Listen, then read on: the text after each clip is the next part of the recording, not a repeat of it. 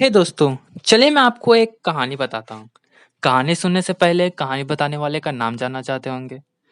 तो my name is Aprendizaje Ganendo और call me एबडीटो। Don't fear, ये मेरा असली नाम नहीं है। तो कहानी जो है वो मेरे खुद की है। बाय बर्थ शुरू हुई जैसे सबकी होती है और अभी भी चल रही है।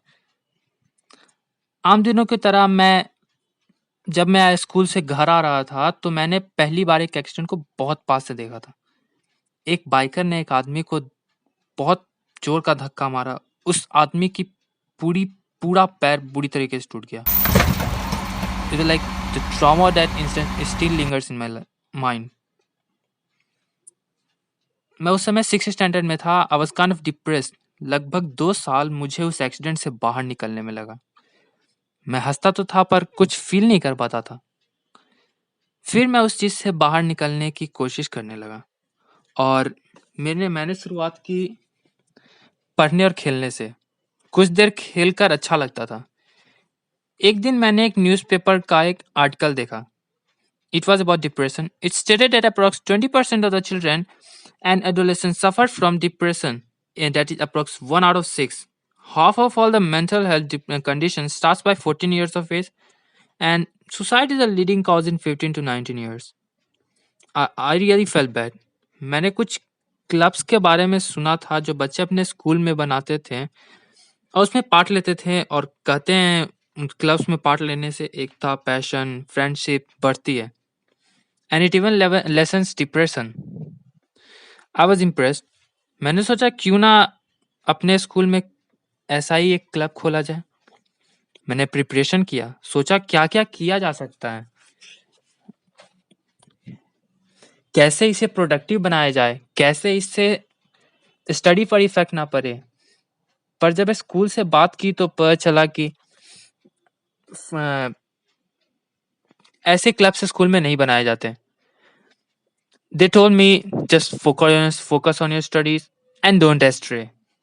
In fact, most of the Indian schools don't have any children's club. Actually, they are like much study oriented and standardized. मैं सच में कुछ करना चाहता था। बच्चों को पर्सनली कुछ तो मैंने एक तरीका ढूंढा। मैंने बच्चों को पर्सनली कुछ हेल्प करनी शुरू कर दी। उनसे बात करता और समय निकाल कर उनसे पेरेंट्स से भी मिलता। फिर मुझे एक बच्चा मिला। उसके पापा उसका स्कूल छुड़वाना चाहते थे। The case was just for financial problem.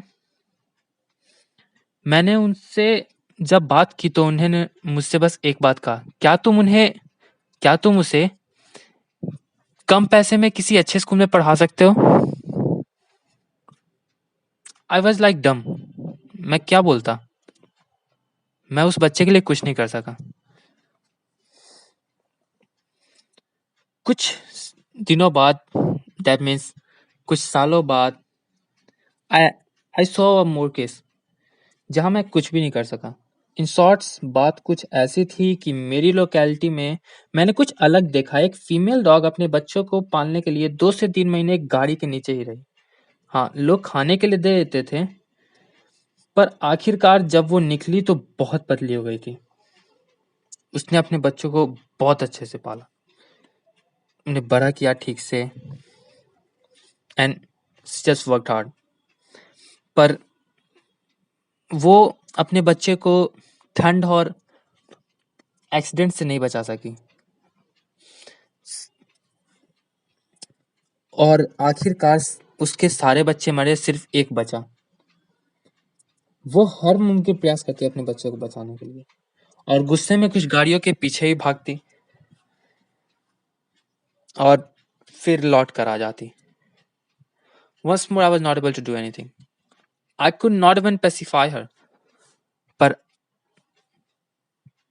मैंने बहुत सोचा और फिर मुझे एक आइडिया आया।